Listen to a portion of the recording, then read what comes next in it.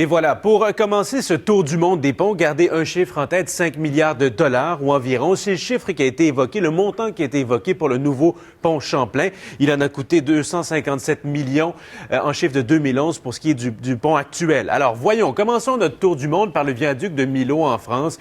On voit ici donc le coût, la longueur, et il est tellement haut que les nuages passent en dessous. C'est magnifique, c'est près de Montpellier, dans le sud de la France.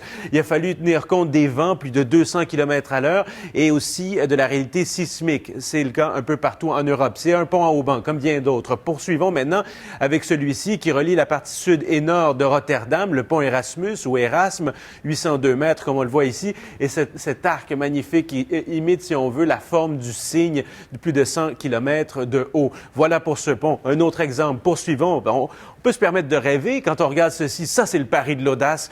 C'est donc en Corée du Sud et pas encore achevé.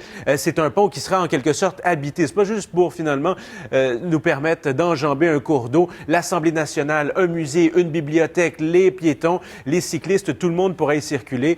Voyez le coup, voyez donc la distance parcourue par ce pont. Poursuivons avec le suivant, celui-ci. Là, en ce moment, dans celui-ci, le Rio Antirrio, on est en Grèce. Ça relie, si on veut, le Péloponnèse à la Grèce donc continentale. On va voir donc les caractéristiques de ce pont. Et je vous dis une chose qui m'a frappé personnellement, ça relie, si on veut, deux plaques tectoniques en mouvement. Ça, c'est tout un défi. Il a fallu qu'il résiste, qu'on conçoive pour qu'il puisse résister à un séisme de magnitude 7. Voyez le coût et voyez donc sa longueur. Rappelons le 5 milliards que j'évoquais un peu plus tard pour le nouveau pont Champlain.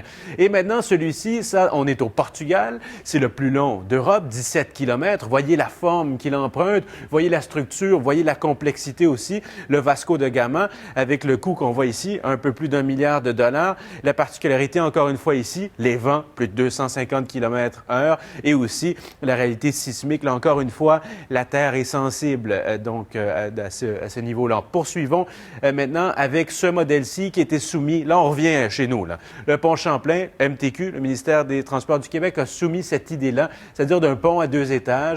Ça tournerait aux alentours d'1,2 à 1,3 million de dollars. C'est un peu ce qu'on a vu à Hong Kong avec ce pont ici qui est aussi à 2 étages.